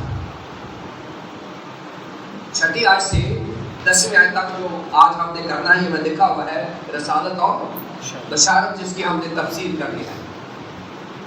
6 آیت میں پولس رسول کی رسالت پر بات ہو رہی ہے۔ دیکھتے ہیں 6 آیت میں کیا لکھا ہے۔ اور جو لوگ کچھ سمجھے جاتے تھے، خواہ وہ کیسے ہی تھے، مجھے اس سے کچھ واسطہ نہیں۔ خدا کسی آدمی کا طرفدار نہیں، پر اس نے جو کچھ سمجھے جاتے تھے مجھے کچھ حاصل نہ ہوا۔ اب یہ جو لوگ سمجھے جاتے تھے ان کے بارے میں ہم نے اسٹڈی کرنا ہے کہ یہ کون سے لوگ ہیں جن کو بار بار یہ کہہ رہا ہے کہ لوگ سمجھے جاتے تھے۔ یہ جو سمجھے جاتے تھے اس کا جو یونانی زمانہ ہے یہ ہے دوکونتون لفظ ہے، اور 3 قسم کے یہ لوگ ہیں جن کو کہا گیا کہ سمجھے جاتے تھے۔ پہلی قسم کے وہ لوگ ہیں جو معاشرے میں ایک پہچان ریپوٹیشن رکھتے ہیں۔ اب یہ بتا نہیں رہا کہ وہ کون لوگ ہیں، وہ کہہ رہے ہیں وہ لوگ جو سمجھے جاتے تھے۔ بار بار یہ پہلی آیت میں، دوسری آیت میں بھی آیا ہے، یہاں پر بھی آیا ہے، جو سمجھے جاتے تھے۔ یہ جو دوکونتون ہے یہ ان لوگوں کے لیے استعمال ہوتا ہے جو 3 طرح سے جانے جاتے ہیں۔ پہلی بات کہ وہ معاشرے میں ان کی ریپوٹیشن ہوتی ہے، ان کا ایک معیار ہوتا ہے، یہ ان کے بارے میں بات ہو رہی ہے۔ دوسری بات ہو رہی ہے وہ لوگ جن کے اختیار کو لوگ مانتے ہیں، جن کے اختیار کو لوگ کہتے ہیں کوئی بات کرے تو اس کی بات مانی جاتی ہے، جن کی پرسنالٹی میں خدا نے ایسی برکت رکھی ہے کہ وہ کوئی بات کرے تو لوگ اس کی بات مانتے ہیں۔ یہ دوسری قسم کے لوگ ہیں۔ پہلی قسم کے لوگ جن کی اپنی ریپوٹیشن ٹھیک ہے، وہ غلط کاری میں نہیں جاتے، شرارت میں نہیں جاتے، بلکہ بشارت میں رہتے ہیں، ان کا معاشرے میں بڑا مقام ہے، پہلی بات۔ دوسری بات کہ ان کے اختیار کو بھی مانا جاتا ہے، کوئی بات کرتا ہے تو لوگ لیڈرز اس کی بات مانتے ہیں، دوسری بات۔ تیسری بات وہ لوگ جو فرسٹ ہینڈ نالج رکھتے ہیں۔ فرسٹ ہینڈ نالج ہوتا ہے جیسے آدم کا فرسٹ ہینڈ نالج تھا، ہوا کا سیکنڈ ہینڈ نالج تھا، آدم کا فرسٹ ہینڈ نالج تھا۔ فرسٹ ہینڈ نالج ہوتا ہے جس نے براہ راست یسوع مسیح سے سیکھا ہو، جو ہر وقت بائبل کے ساتھ رہا ہو، جو یسوع مسیح کے ساتھ رہا ہو۔ شاگردوں کے بارے میں کہا تھا کہ انہوں نے یہ معجزہ کیسے کر دیا ہے۔ پطرس اور جان کے بارے میں، یوحنا کے بارے میں کہا کہ انہوں نے، یہ تو ان پڑھ لوگ ہیں، انہوں نے کیسے یہ معجزہ کر دیا ہے۔ تو ان کی تعلیم کیا تھی؟ یہ یسوع کے ساتھ ہے، یہ تعلیمی معیار تھا ان کا۔ سو یہاں پر یہ ہے کہ وہ لوگ جو یسوع کے ساتھ رہے ہیں، جن کا فرسٹ ہینڈ نالج ہے۔ سو سو 3 قسمیں بتائی گئی ہیں. یہ جو دو قوم تون ہے اس کا مطلب ہے وہ لوگ جو سمجھے جاتے ہیں کہ ان کی ریپوٹیشن ٹھیک ہے. نمبر 2 ان کی اتھارٹی کو لوگ مانتے ہیں. نمبر 3 ان کی نالج کو لوگ مانتے ہیں کہ اس کے پاس بہت نالج، فرسٹ ہینڈ نالج ہے، اس کو مانا جاتا ہے. سو 3 لوگ ہیں. اب یہ جو کوالیفیکیشن ہے، یہ 3 فولڈ کوالیفیکیشن، یہ جو سہ پہلو کوالیفیکیشن ہے، یہ پوری اترتی ہے شاگردوں کے اوپر، رسولوں کے اوپر، پطرس اور یعقوب کے اوپر. یہ نام نہیں دے رہے ہوں گے لیکن وہ بتا رہا ہے 12 رسول اور خاص طور پر پطرس اور یعقوب جن کو سمجھا جاتا تھا کہ یہ چرچ کے لیڈر ہیں، جن کے اختیار کو مانا جاتا تھا، جن کی ریپوٹیشن ٹھیک تھی، جن کے پاس فرسٹ ہینڈ نالج تھا. یہ ان کی بات. اور بتانا کیا چاہ رہے ہیں؟ کہنا کہ وہ لوگ تو اختیار کے مالک تھے، انہوں نے یسوع مسیح سے براہ راست سیکھا تھا، ان کی لوگ بات مانتے تھے. وہ کہتا ہے لیکن میری تھیالوجی میں اور ان کی تھیالوجی میں کوئی فرق نہیں تھا. جو یسوع مسیح نے ان کو بتایا ہوا تھا وہی مجھے بتایا ہوا تھا، ان سے مجھے کوئی فائدہ نہیں ہوا. چھٹے آیت میں یہ لکھا ہوا کہ میری رسالت کے اوپر اگر کوئی سوال کرے تو پھر میں بتانا چاہتا ہوں کہ میرے پاس بھی وہی سورس ہے جو 12 رسولوں کے پاس تھا. میرے پاس فرسٹ ہینڈ نالج بھی ہے، میرے پاس اختیار بھی ہے، میری لوگ مانتے بھی ہیں، اور میرے پاس ریپوٹیشن بھی ہے، میرا معیار بھی ہے. سو 3 باتیں ہیں جو یہاں بتائی گئی ہیں کہ وہ لوگ جو سمجھے مجھے کچھ حاصل نہ ہوا. چھٹے آیت 7 میں دیکھیں، دیکھا ہے لیکن برعکس اس کے جب انہوں نے یہ دیکھا کہ جس طرح مقتولوں کو خوشخبری دینے کا کام پطرس کے سپرد ہوا، اسی طرح نامقتولوں کو سنایا اس کے سپرد ہوا، کیونکہ اس نے مقتولوں کی رسالت کے لیے پطرس نے اثر پیدا کیا اور اسی نے غیر قوموں کے لیے مجھ میں بھی اثر پیدا کیا. اور جب انہوں نے اس توفیق کو معلوم کیا جو مجھے ملی تھی تو یعقوب اور کیفا اور یوحنا نے جو کلیسیائی رکن سمجھے جاتے تھے مجھے اور برناباس کو دانا ہاتھ دے کر شریک کر دیا تاکہ ہم غیر قوموں کے پاس جائیں اور وہ مقتولوں کے پاس. اب یہاں کونسل ختم ہونے لگی ہے، مسئلہ حل ہو گیا. مسئلہ کیا تھا کہ جو غیر اقوام میں سے لوگ آئیں گے ضروری ہے کہ وہ شریعت پر عمل کریں، ختنہ کروائیں اور یہ جو رسم و رواج ہے اس کو مانیں. یہاں پر 3 بڑے لیڈر جو رکن ہیں، یہاں رکن کی بات کی جاتی ہے، اور یہ جو رکن ہے اس کو دیکھ لیں کیا ہے. یہ جو رکن ہے جس کے لیے پلر کا لفظ استعمال کیا گیا ہے، یہ 3 طرح کے لوگ ہیں. یا تو یہ ٹیچر آف دا لا کو کہا جاتا تھا کہ جو لا کے لوگ ہیں جو شریعت کو سمجھتے تھے. یہودیوں میں جب کسی کو رکن یا پلر کہا جاتا تھا تو 3 قسم کے لوگوں کو کہا جاتا تھا. پہلے وہ لوگ ہوتے تھے جن کو لوگ پلر مانتے تھے، یہ جو فقیہ اور فریسی ہوتے تھے، یہ جو براہ راست نالج رکھتے تھے. پہلی بات. دوسری بات، جو بہت معاشرے میں اہمیت رکھنے والے لوگ تھے ان کو بھی رکن کہا جاتا تھا، پلر یہ رکھا جاتا تھا. اور پھر تیسری بات، یہ وہ لوگ ہیں جن کے بارے میں سوچا جاتا تھا، کہا جاتا تھا کہ انہوں نے بہت ساری فتوحات کی ہوئی ہیں، بہت ساری اچیومنٹس حاصل کی ہوئی ہیں، ان کو رکن.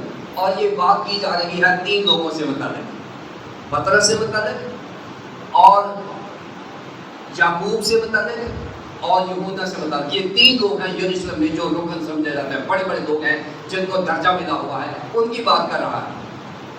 اب یہاں تھوڑا سا پرابلم آیا مجھے. پرابلم یہ آیا کہ یہاں یعقوب کا نام پہلے دیا گیا ہے. آپ لسٹ میں دیکھیں، یعقوب کا نام پہلے دے دیا گیا ہے. دیکھا ہے پطرس نے یعقوب اور کیفا اور یوحنا نے نام نہیں آئے. یعقوب کا نام ٹیکنیکلی پہلے نہیں آ سکتا کیونکہ بائبل کا جو اصول ہے وہ یہ ہے کہ جو بڑا ہوتا ہے اس کا نام پہلے آتا ہے، جو چھوٹا ہوتا ہے اس کا نام بعد میں آتا ہے. یہاں بائبل نے یہ پرنسپل کیوں توڑا ہے؟ یعقوب زیادہ مخالفت کر رہا تھا، یعقوب زیادہ مخالفت کر رہا تھا۔ اب دیکھنا ہے کیونکہ یعقوب جو ہے یہاں کونسل کا چیئرمین ہے، ذہن میں رکھیں، کونسل کا چیئرمین، عمر کے حساب سے یہ پطرس سے چھوٹا ہے لیکن یہاں عہدے کے اعتبار سے پطرس سے بڑا ہے۔ سو اگر کوئی بشپ بن جاتا ہے ہم میں سے، وہ چھوٹا بھی ہو تو اس کو بزرگ بشپ صاحب کہنا شروع کر دیتے ہیں، اور بڑے بڑے عمر والے جو ہوتے ہیں وہ اس کے سامنے جا کے اس کی انگوٹھی چومتے ہیں، اس لیے کہ وہ ایک رسپیکٹیبل آدمی بن جاتا ہے۔ سو رسپیکٹیبل آدمی ہونے کی وجہ سے عمر کی سبب نہیں، اگر عمر کا ساتھ دیا جاتا تو پھر پطرس پہلے آنا چاہیے تھا اور بعد میں یعقوب ہوتا، اور پھر یوحنا اپنی جگہ پر ٹھیک ہے، لیکن یعقوب کا نام اس لیے پہلے بتا دیا گیا ہے کہ وہ عہدے کے حساب سے وہ چیئر کر رہا ہے، وہ کونسل کو چیئر کر رہا، چیئرمین بنا ہوا ہے، اس لیے یہاں پر یعقوب اور پطرس نے اب شیک ہینڈ کیا، برناباس اور پالوس کے ساتھ دانا ہاتھ۔ یہودیوں میں جب دانا ہاتھ شیئر کیا جاتا ہے تو اس میں تین چیزیں سامنے آتی ہیں، ہمیشہ میں تین چیزیں نکال لیتا ہوں۔ پہلی چیز سامنے آتی ہے کہ اب سے آپ اور ہم ایک فیملی کے ممبر ہیں۔ یہودی جب کسی سے ہاتھ ملاتے تھے تو 3F سامنے آ جاتے تھے۔ جب بھی کسی کوئی یہودی لیڈر آپس میں ہاتھ، جیسے دو خواتین آپس میں دوپٹہ بدل لیں تو وہ بہنیں گردانے جاتی، یا بھائی پگڑی بدل لیں تو وہ بھائی گردانے جاتے ہیں۔ سو شیک ہینڈ جو ہوتا ہے یہودیوں میں، یہ فیملی ممبر بنانے کے لیے ہوتا ہے، اور یہاں پر یعقوب جو چیئرمین ہے، جو سینئر گردانا گیا ہے، پطرس جو عمر میں بڑا ہے اور مذہبی جتنے کام ہے وہ کر رہا ہے، اور یوحنا جو بڑا اہم رکن ہے، جو خداوند یسوع مسیح کا پیارا رسول ہے، یہ تین لوگ ہیں جو ہمیشہ یسوع مسیح کی قریبی کیبنٹ کے لوگ رہے ہیں۔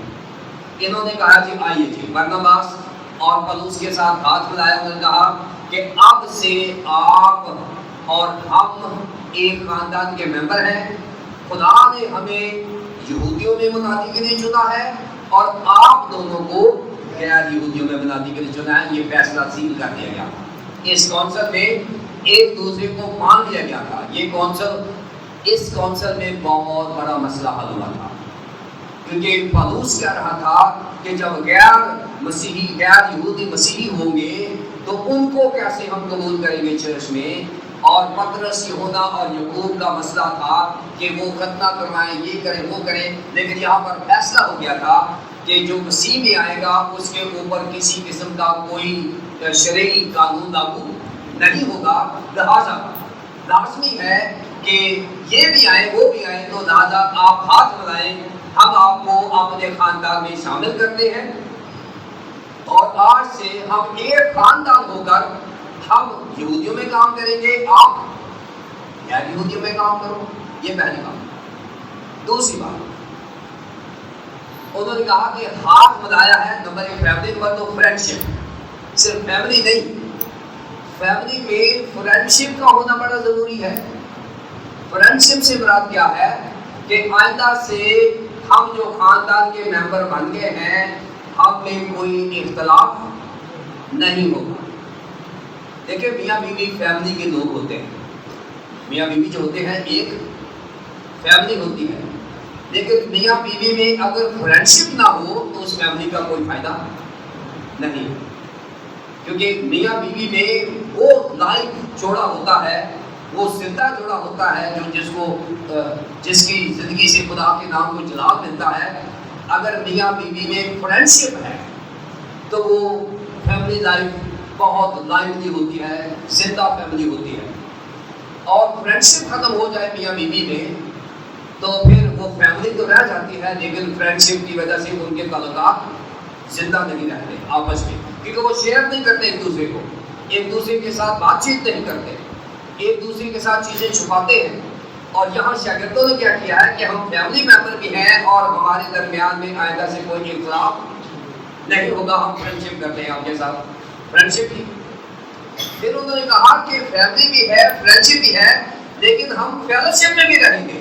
اب یہ نہیں ہے کہ ہماری فرینڈشپ ہو گئی ہے تو بس یہ ہاتھ مل گیا اب اگلے سال ملا گے، ایسا نہیں ہے. انہوں نے کہا کہ نہیں. اور اگلی یاد 11ویں 12ویں 13ویں 14ویں اگر دیکھیں تو وہاں پترس صاحب وزٹ کر رہا ہے. اگلی آیت میں ابھی پہلے پولس رسول نے وزٹ کیا ہے. اب 11ویں آیت سے 14ویں آیت تک دیکھیں کہ پترس آیا ہے انطاکیہ میں فیلوشپ کے لیے. وہاں چاہے ایک اور گڑبڑ ہو گئی ہے, وہ اگلی دفعہ میں بتاؤں گا کہ اگلے میسج میں بھی تھوڑی سی گڑبڑ ہے, لیکن یہاں پر فیملی کے ممبر بھی بنے اور فرینڈشپ بھی ڈیولپ ہوئی اور فیلوشپ بھی ڈیولپ ہوئی. ہم جو مسیحی لیڈرز ہیں ہم سب ایک فیملی کے ممبر ہیں, چاہے آپ امریکہ میں ہیں, چاہے آپ آسٹریلیا میں ہیں, چاہے آپ شمال میں ہیں, جنوب میں ہیں, مشرق میں ہیں, مغرب میں ہیں. ہم ایک دوسرے کے ساتھ جب ہاتھ ملاتے ہیں انجیل کے لیے تو اس کا مطلب یہ ہے کہ ہم سب ایک مسیحی خاندان کے رکن ہیں. نمبر 1. اور اگر ہم سب مسیحی خاندان کے رکن ہیں تو پھر ہمارے درمیان اختلافات نہیں ہونے چاہیے, فرینڈشپ ہونی چاہیے. ہم مسیحی خاندان کے ممبر تو ہیں لیکن ہمارے اندر فرینڈشپ نہیں ہے. اور یہاں آج کا جو لیسن ہے وہ چرچ کے جو ابتدائی لیڈر ہیں ان کا جو مسئلہ ہے, انہوں نے کہا یار ہاتھ ملاؤ. ہاتھ ملانے سے ہم ایک خاندان کے ممبر بن گئے اور ہم اختلافات کے اوپر غالب آ گئے. ہم نے ہاتھ ملایا, ہم نے کہا جی ہم فرینڈشپ کریں گے, وعدہ کریں گے کہ ہم ایک دوسرے کے ساتھ اختلافات نہیں رکھیں گے. نمبر 3 کہ ہم گاہے بگاہے ملتے رہیں گے, ہم فیلوشپ کریں گے. اور آپ کو پتا ہے کہ فیلوشپ جو ہے یہ مقدسین کی رفاقت ہے, یہ ہمارے رسولوں کے عقیدے کا ایک حصہ ہے. اور میں ایمان رکھتا ہوں روح القدس پر, پاک کلیسیا پر اور مقدسوں کی شراکت. اگر مقدسوں کی رفاقت اور شراکت ہمارے درمیان میں نہیں ہے تو اس کا مطلب یہ ہے کہ ہم فیلوشپ میں نہیں ہیں. یہ مقدسین کی رفاقت اور شراکت ہے. اور میری دعا ہے کہ ہر شہر میں رسول کی طرح مقدسین کی رفاقت اور شراکت ہو. یہ میری دعا ہے اور میں پریکٹیکلی بھی اس میں کام کرتا ہوں. ابھی ہم کوئٹہ میں گئے ہوئے تھے, اب ہم حیدرآباد میں جاتے ہیں, کراچی میں جاتے ہیں, گوجرانوالے میں جاتے ہیں, اسلام آباد میں جاتے ہیں. ہماری خواہش کیا ہے؟ مقدسین کی رفاقت ہو. ہم ہینڈ شیک کریں لوگوں کے ساتھ اور مقدسین کی رفاقت اور شراکت ہو. 3 F اگر ہمارے درمیان میں نہیں ہے تو ہم شیلو لیڈر اور فیک لیڈر ذہن میں رکھیں. سننے والے لیڈر, اگر ہم لیڈروں میں 3 F ایکسرسائز نہیں ہو رہے, اگر ہم ہاتھ ایک دوسرے سے نہیں ملاتے تو پھر ہمارا ہاتھ ملانا, وہ کہتا ہے دوست ہوتا نہیں ہر ہاتھ ملانے والا. ہمیں اگر ہاتھ ہی ملانا ہے تو ہاتھ ملانے سے 3 F جو ہے وہ ایکسرسائز کرنے چاہیے کہ ہم ممبر فیملی کے بن جائیں اور ہم فرینڈشپ میں آ جائیں اور پھر ہم فیلوشپ میں آ جائیں. یہ 3 F ہیں جو اس نے ایکسرسائز کیا ہے. 10ویں اور صرف یہ کہا کہ غریبوں کو یاد رکھنا, مگر میں خود ہی اس کام کی کوشش میں تھا. یہ کہا کہ غریبوں کو یاد رکھنا.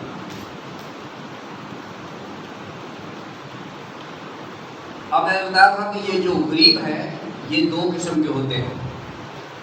ایک وہ غریب ہوتے ہیں جو اپنی زندگی تو بسر کر رہے ہیں لیکن ان کی زندگی لگژریس نہیں ہے, ان کی زندگی میں وہ آسائشیں نہیں ہیں جو امیروں میں ہوتی ہیں.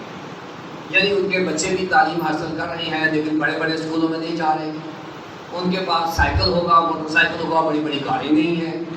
ان کے پاس چھوٹا سا گھر ہوگا لیکن بہت بڑی کوٹھی اور بنگلہ نہیں ہے.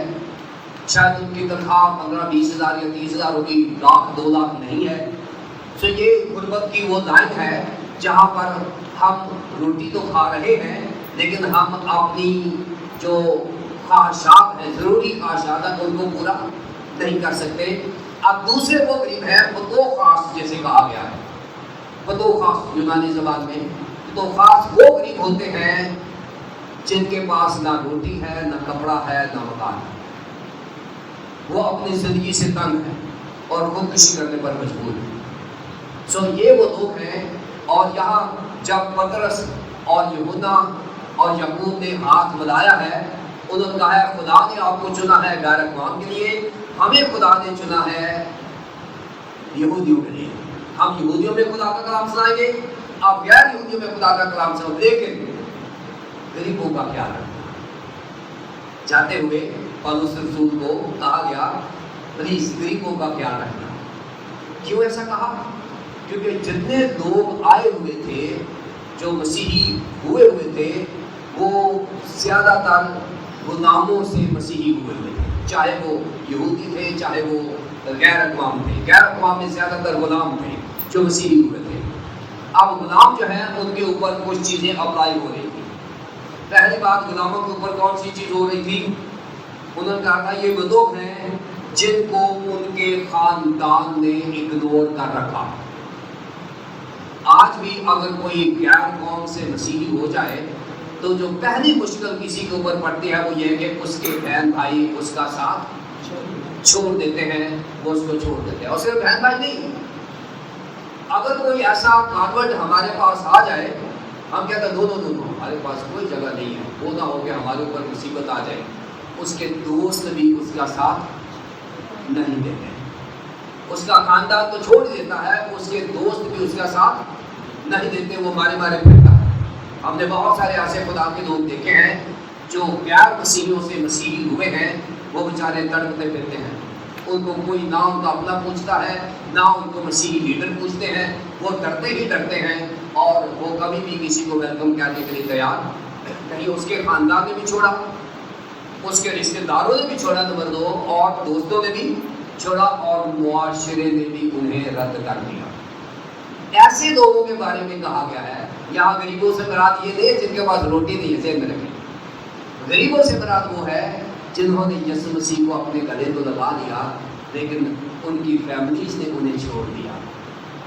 اب پولس کیا کہتا ہے, دیکھیں پولس کیا رہا ہے, کہا کہ غریبوں کا خیال رکھنا. صرف یہ کہا کہ غریبوں کو یاد رکھنا. آگے پولس کیا کہتا ہے, مگر میں خود ہی اس کام کی کوشش میں تھا. اب وہ کہتا ہے کہ میرے سے زیادہ کون جانتا ہے کہ غریب کون ہوتا ہے. پولس رسول کہتا ہے کہ یہ جو غریبوں کا ذکر ہو رہا ہے, پہلا غریب اس میں میں ہوں, کیونکہ اس نے جب یسوع مسیح کو قبول کیا تھا اس کے ساتھ کیا ہوا تھا آپ سب جانتے ہیں. اس کی فیملی نے اس کو چھوڑا, اس کے رشتہ داروں نے اسے چھوڑا, اس کے دوستوں نے, اس کا دوست فلم میں اگر آپ نے سینٹ پال فلم دیکھی ہوئی ہے, اس کا دوست تھا روبن, فلم میں بہت بڑا دوست تھا جو اکٹھے مل کر مسیحیوں کو تنگ کیا کرتے تھے. سب سے بڑا دشمن اس کا دوست تھا اور اس کو مارتا تھا. وہ کہتا ہے یہ کام تو مجھے پتا ہے کیونکہ میں تو اسی اس میں سے گزرا ہوں, تڑپ اور کرم میں سے گزرا ہوں.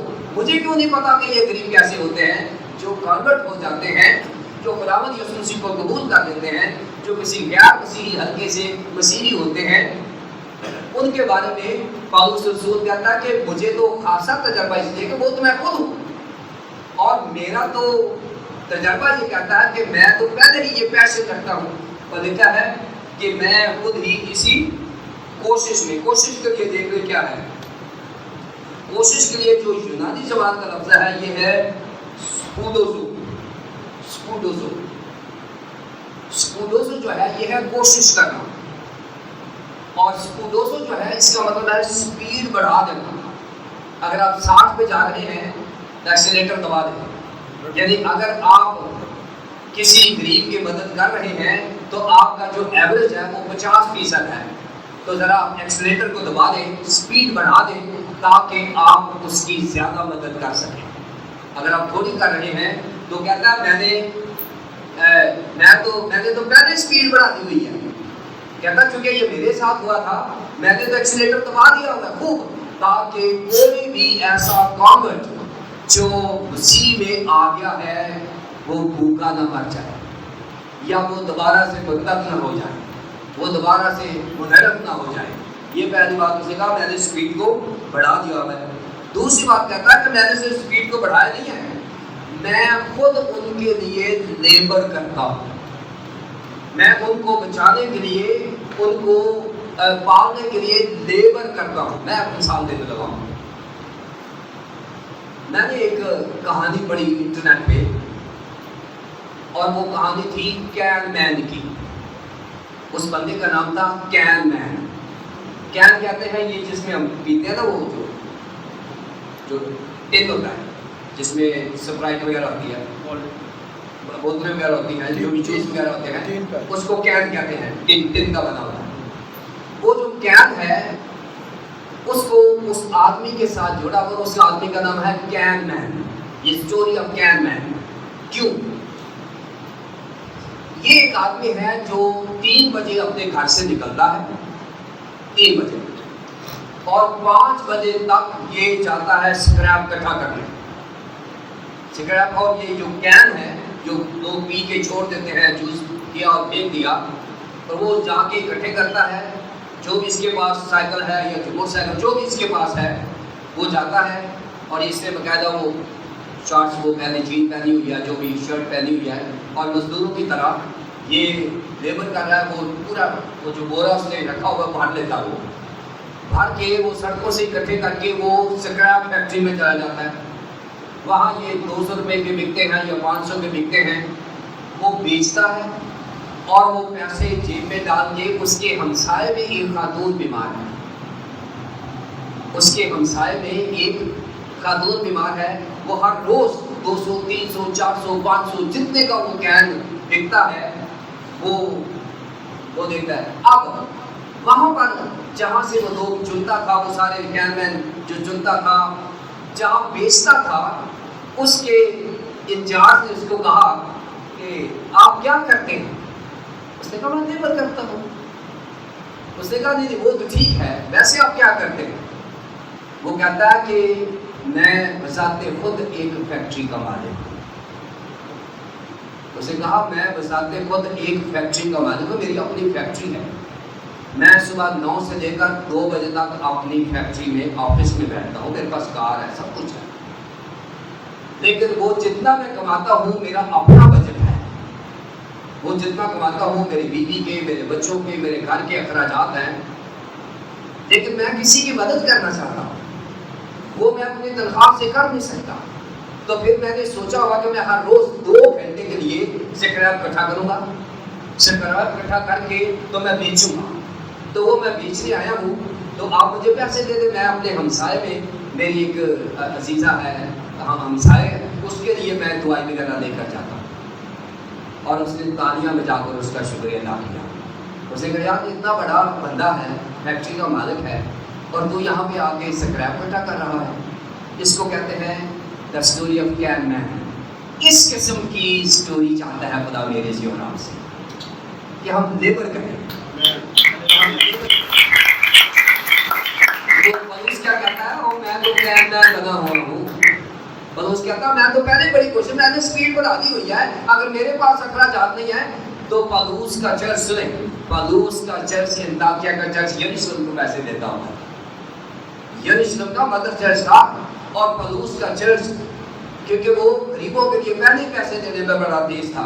अब ये लेबर कर रहा है, कहता मैं लेबर भी करता हूँ। फिर तीसरी बात वो कहता है कि मैं टू बी अर्नेस्ट, फिर मैं इसमें ईमानदार बड़ा हूँ। ये नहीं है कि आज कोई बात मैं थका हुआ हूँ, आज रहने देता हूँ। हर रोज वो कैन मैन जाके ईमानदारी से जितने पैसे कमाता वो उसमें। जब हम गरीबों की मदद करते हैं तो उसमें ईमानदारी का रुकन भी होना चाहिए। जब आप खिदमत करते हैं उसमें ईमानदारी का अंसर होना चाहिए। अगर मेरे में दयानतदारी नहीं है तो मैं यहाँ आके पढ़ा नहीं सकता। अगर ईमानदारी नहीं है तो यहाँ ऑनेस्टी के साथ में आपको खुदा की बरकत शेयर नहीं कर सकता, क्योंकि दयानतदारी, ईमानदारी, टू बी अर्नेस्ट, लेबर करनी ज़रूरी है। और हम सब पर यह जिम्मेदारी है कि गरीबों का ख्याल रखें। और चौथी बात, डिलिजेंट, मेहनत करने वाला। खुदा मेहनत करने वाले को बरकत देता है, खुदा काम करने वाले को बरकत देता है। दाऊद के यसी के 8 बेटे थे, कितने थे? 8, और 7 वेले थे। 7 वेले घर में थे और 7 बारी बार सैमुएल के पास आए थे, और जो काम कर रहा था वो बाहर था। और जब 7 के 7 जो वेले थे वो आए, खुदा ने कहा मुझे वेले आदमी की जरूरत नहीं है। सैमुएल ने कहा कोई और है, और यसी ने कहा है, वो काम पे है। उसने कहा काम वाला बंदा तो बाहर है। खुदा काम वाले बंदों को पसंद करता है। अलीशा को जब चुना गया तो वो हल चला रहा था, उसको चुना। यीशु मसीह ने शागिर्द चुने थे, वो मछलियां पकड़ रहे थे। सो मेरे बंदे को खुला बरकत नहीं देता, हमें ज़हनी तौर पर भी काम करना है, लेबर करके। वो कहता है मैं इसी कोशिश में था, और कोशिश क्या है? स्कूडो मेहनत करना, लेबर करना, अर्नेस्ट होना। जब तक ये पौलुस रसूल वाली खूबियाँ मुझ में और आप में नहीं आएंगी, उस वक्त तक हम खुदा की खिदमत को संजीदा नहीं लेंगे। सो गलतियों का खत मुझे और आपको ठीक करने के लिए लिखा गया है, मुझे और आपको तस्हीह करने के लिए लिखा गया है, मुझे और आपको बहाल करने के लिए लिखा गया है, चर्च को दोबारा नई जिंदगी देने के लिए लिखा गया है।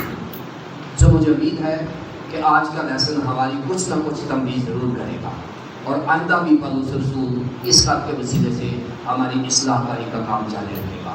खुदा हाफ़िज़।